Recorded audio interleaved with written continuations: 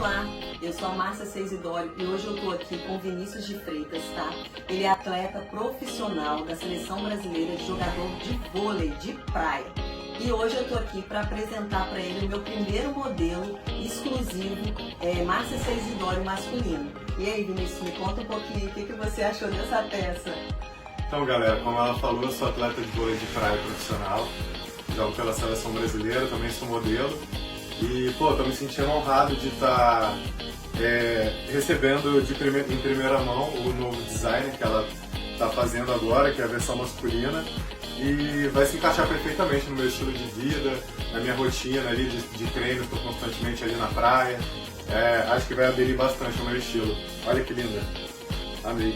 E ainda tem a carteira, mostra a carteira, Vinícius. Aqui dentro. Ainda tem a carteira, gente.